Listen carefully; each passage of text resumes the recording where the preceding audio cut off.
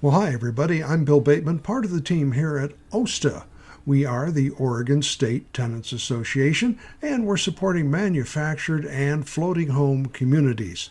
In this broadcast, we're going to begin a new series called Inside OSTA, where you get an opportunity to meet the people behind the scenes. Don't know if you're aware of it, but we are an all-volunteer organization who donates our time and energy to making things just a little bit better for all tenants, including people in the manufactured and floating home communities. So come on in and let's get started.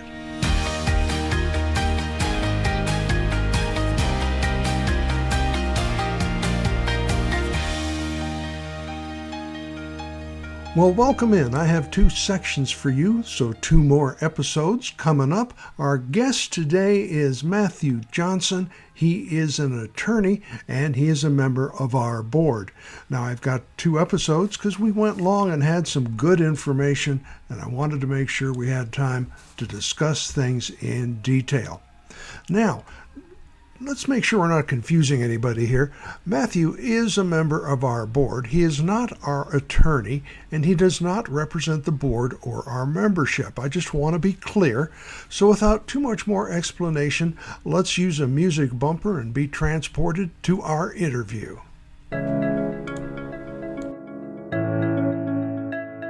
Well, okay, we are back, and right now I have a special guest today. One of my team members at OSTA. He is on the board with me, and this is Matthew Johnson, and he is an attorney at law. Welcome. Thank you for coming on today. Thank you, Bill. Why don't you tell us a little bit about yourself, your background in law, and some of the things you deal with on a day-to-day basis? Sure. I graduated from law school in 96. I was an older student. I think I was 40 at the time. I've been practicing law since then here in Eugene, mostly. Spent a couple of years abroad practicing law in Micronesia. Wow. During law school, I worked at legal aid. The first year, they don't let you work at all. But as soon as I finished my first year of law school, I worked that summer at legal aid here in Lane County, Oregon. When school started again, I, of course, only worked part-time because I was going to school. I did that all through school. My third year, we have in Oregon what's called a third-year certified law student, which means that I was able to practice with close supervision of an attorney. Mostly what I did at my time at legal aid was landlord-tenant issues, and they, of course, represent tenants. When I graduated from law school, I wasn't sure what I wanted to do. I was married to a woman who was a partner at a big corporate firm here in town. I knew I didn't want to do that. So initially, I just volunteered at legal aid, continued doing landlord-tenant stuff. Eventually, I opened my own practice, got an office, bought some office equipment, a telephone, and basically I was an adjunct to legal aid. I knew all the attorneys there. I knew the guy who sort of referred out stuff. Back then, if you went to legal aid, you would call up, you'd make an appointment, you'd get an appointment 2 weeks later, 10 days, 2 weeks later. And a lot of people would come into legal aid and they had gotten an eviction notice and they had a hearing coming up in a couple of days. And legal aid would say, well, we can make an appointment for you in 2 weeks. And so I became the go-to guy when they would get something like that. They'd say, well, here, call Matthew. He'll be ready to go to trial in a day and a half. And so that was the beginning of my practice. It was almost exclusively short-term referrals from legal aid, people that need an attorney because they had a trial coming up in a couple of days. And so that's what I did.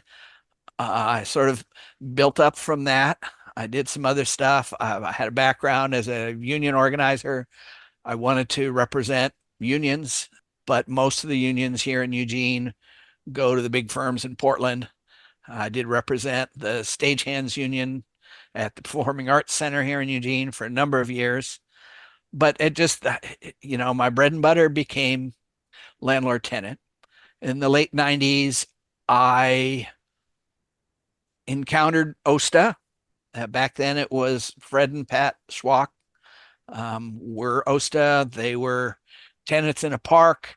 They had an RV. They traveled around the state and just visited parks, the two of them, and recruited members. And when they weren't doing that, when the legislature was in session, they lived in Salem. They were very effective lobbyists. They sort of hired me on a retainer. I think they paid me $250 a month, and I was their reference person. Back then, there were a lot of OSTA chapters around the state, and part of the deal was that any chapter president that had a question could just call me up and I would answer their questions. I did that for a number of years. Like I said, I left the country in 2002, practiced law in the Republic of Palau, which is in Wow. Micronesia. It's a Amazing. tropical island. Hmm. Uh, very, I still miss it.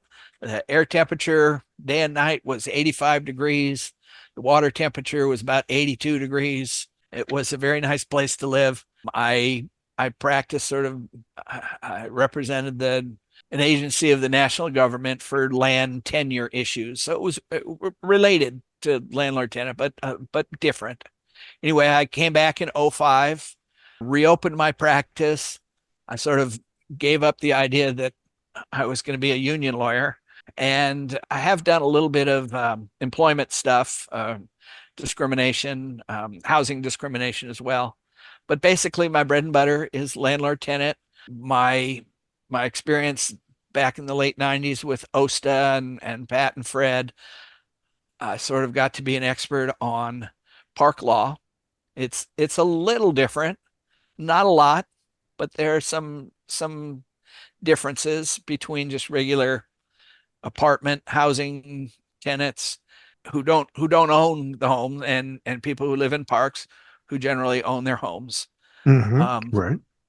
so there's not a major difference, but there are some differences. And so shortly after I reopened my practice in '05, I was recruited by someone on the board of OSTA to join the board. So I've been on the OSTA board since, I don't know, maybe '06. I really don't remember. Well, you are well qualified to speak on the subject, sir. That's great. Yeah. So anyway, that's what I used to do a lot more litigation than I do now. I tried cases in Washington County, in Deschutes County, in Douglas County. I even did a remote hearing once in, I think it was Umatilla Oh County. my. It Wow. was a There was a park, little park in Umatilla, and out in the boondocks there, sometimes it's more like the '60s when it comes to landlord tenant law, which in the '60s there was no landlord tenant law, and sort of the attitude was, it's my park, I can do whatever I want. I have the power. So anyway, yeah, I have a lot of experience with parks. That is not where most of my clients come from. Most of my clients are, again, just tenants in apartment buildings, homes. What are some of the big issues that we're seeing? What are the problems? Because I know there's been a change in the last few years, and I'm hearing more and more about problems in mobile home or manufactured home parks, as far as rents, as far as people losing their equity, as far as trying to form associations and getting retaliated against.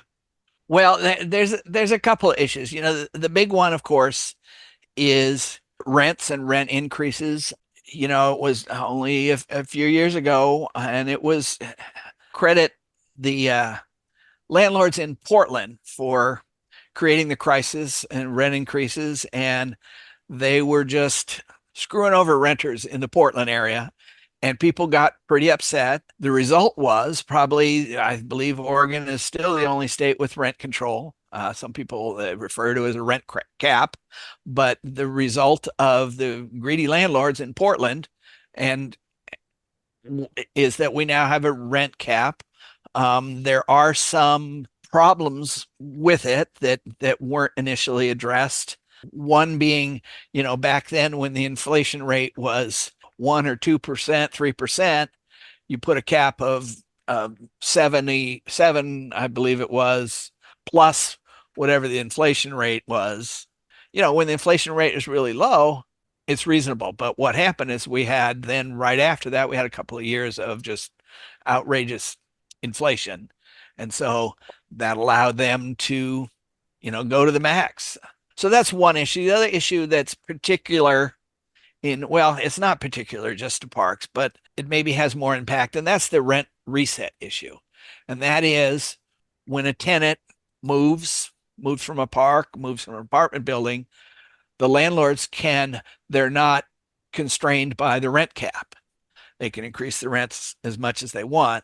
What that means is that people get captured. I mean, not that people in parks are already sort of captured because the landlords control who you sell it to. But what happens is that someone wants to move out of a park, sell their home. Nobody wants to buy it when there's going to be a 25% rent increase. That certainly impacts the resale value of the home and anybody's equity in their home because again, who's going to want to buy a home when the rent is about to go up by 25, 30%?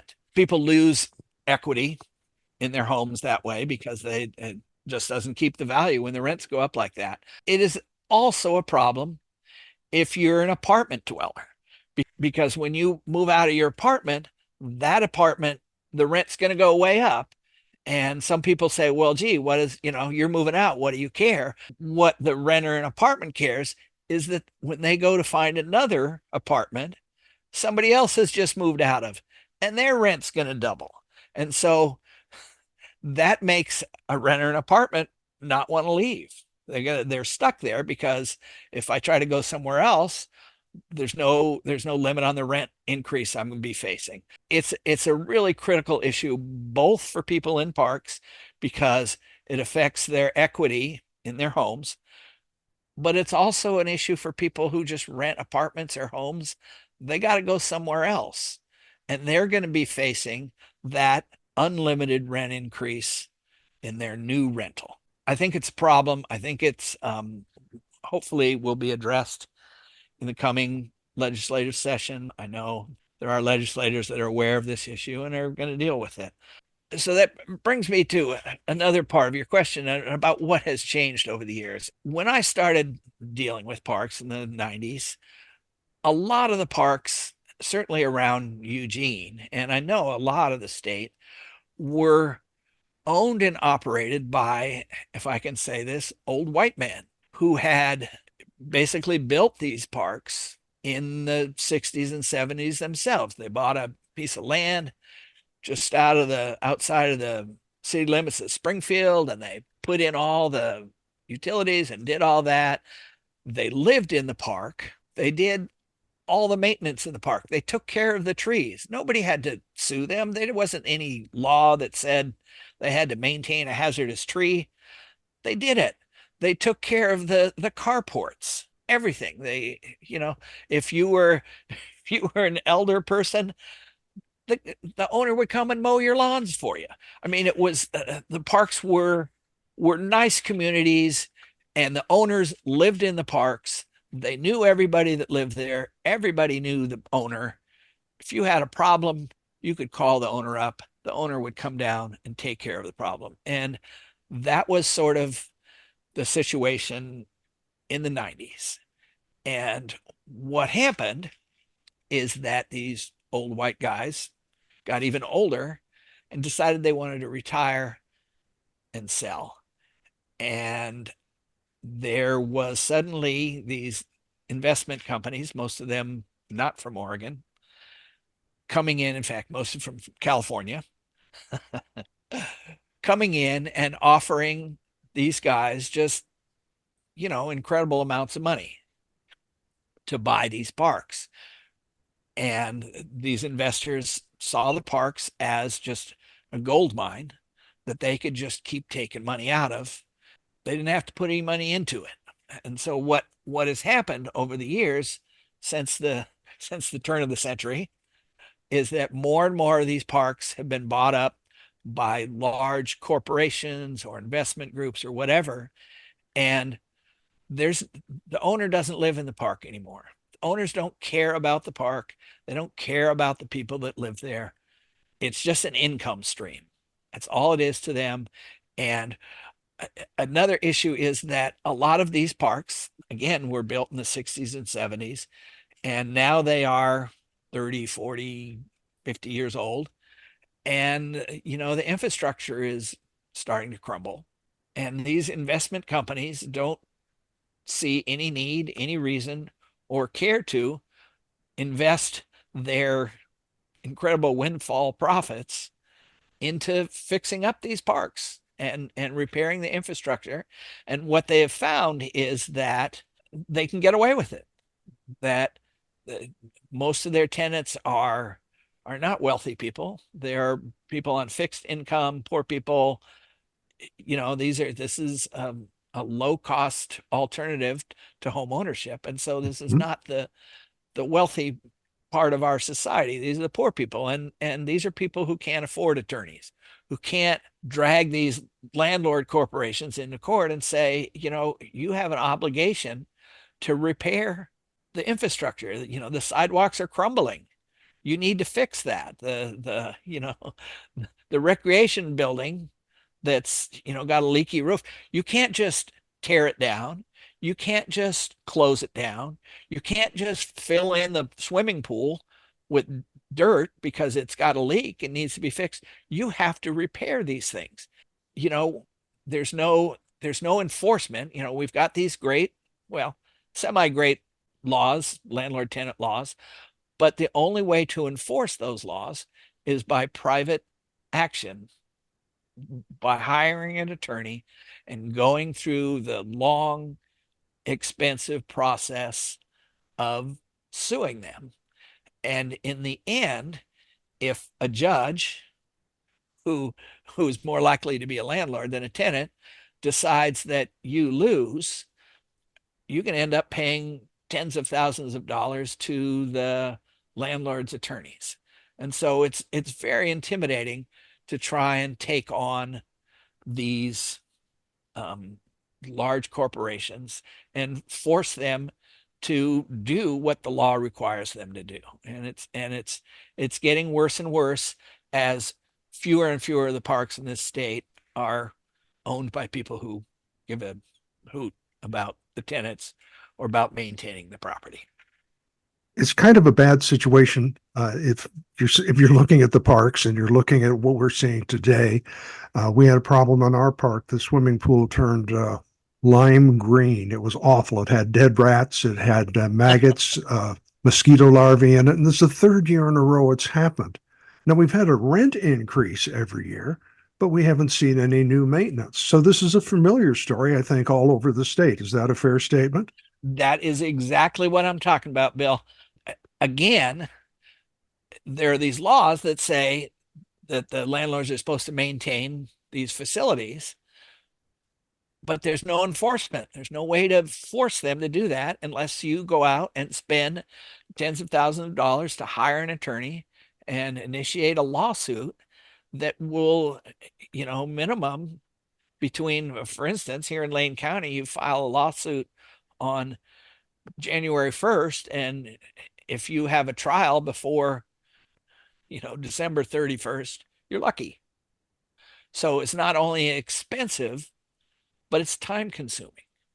And there needs to be some sort of enforcement. And again, some of the penalties, and particularly, it's interesting, the section of the Oregon landlord and tenant laws that deals just with parks was came into existence, I don't know, 15, 20 years after the first landlord tenant act.